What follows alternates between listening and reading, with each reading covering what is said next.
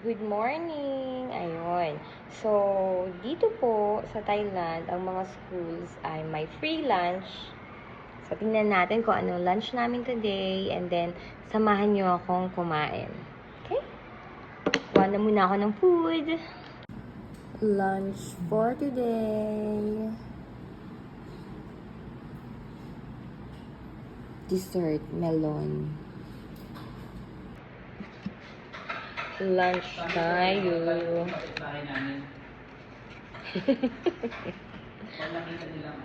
Kumakain ka. Pag nakikita ka nila kumakain, nagagalit sila. Okay, bawal kami umasenso. Bawal si Mike umasenso kasi magagalit yung kapitbahay nila. May gate, kaya galit sila. Bawal ka magpagawa ng gate, ng bakod, kasi magagalit yung kapitbahay. Ingit nga. Meron kami ganyan, yung parang sa amin, may right of road kasi doon. Inaangkin ng dating may-ari, gusto nilang, let us say chika on. Sorry ha, pero sulat ko na ako. Kasi, hindi ako. Puro na kayo. O, sige na. So, ito ang chika. Sige, chika mo. Ito yung kalsada, ito yung main road dati. Main road. Tagal naman daw ko. Hindi siya matanggal.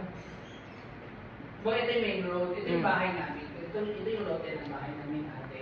Oh. Kasi ito yung bahay talaga ng actual house.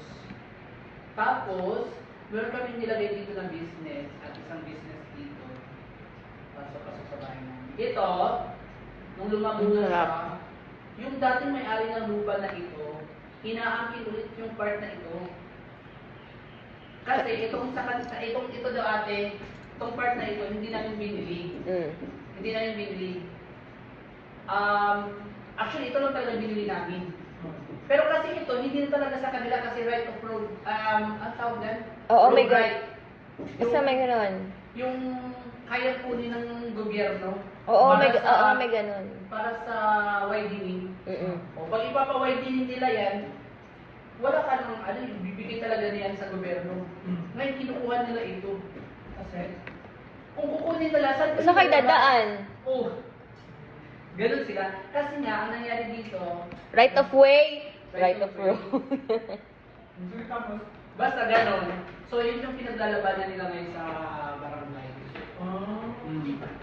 Ang ulam namin ay Pero hindi naman siya chicken. nananalo hanggang ngayon. Parang tinola na parang Kasi curry. nga, matanda na siya, wala na silang pera. Ang dami Masarap. niyang utang. Bakit ka binintay ng lupa? Matagal din Medyo maanghang. Hindi pa siya matanda. At saka, Ngayon kasi, nakita niya kapitbahay niya nung lumalaki. ano to, ginisang fishball na may egg, may sili. May mga anak siya, pero walang Sarap din. At maanghang. Kaya nga, yung mga anak, habang nagaganin yung lola at mama nila na matanda na, sulsul ng sulsul. Susulsulan nila. Ang sarap kumain habang nakikinig ng chismis. Para makaano daw nun, magkapera sila. Ganun. Para bawal lumaban pa amin. Bawal yumaman sa amin. Magagalit ang Ano yung pinagawa niyo doon sa malapit sa kasada? Pagawa kami sari-sari store at Concrete. okay. Eh, pwede, bigay niyo sa kanila. Bayaran niyo yung tindahan. Ang tanong, saan kami dadaan? Ha? saan sila dadaan. Baka kayo ng underground. Sabi pa nga nila alam nyo, pwede namin ipasalan yung kalsada. Kasi lupa pa din nila yung kalsada.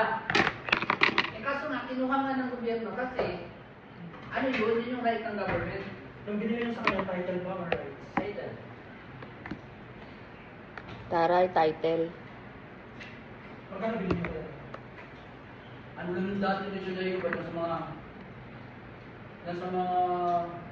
100,000? Title na? Dati pa yan. Magdi-dessert na ako. Melon.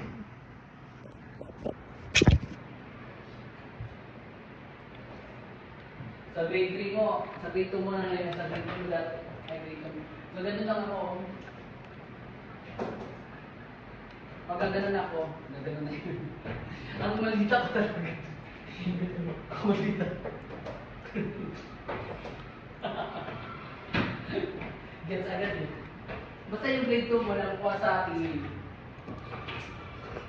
Sa mga gesturance. Ako ba? Siyempre, na-stress na sila sa... Oo nga. Pero ang galing Sarap. talaga ng ginawa mo. Kabuwa. Ang pagkaano mo. Pag-develop.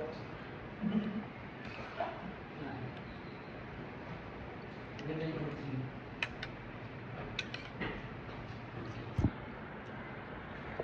Tapos na ako kumain. So, nakita niyo yung food ko. May 2 klase ng ulam. Tapos, rice. Unlimited ang rice. And then, meron din pong dessert. Busog na busog. Grabe. So, maaga pa para sa next class ko. Kaya may time pa ako matulog. Bye-bye!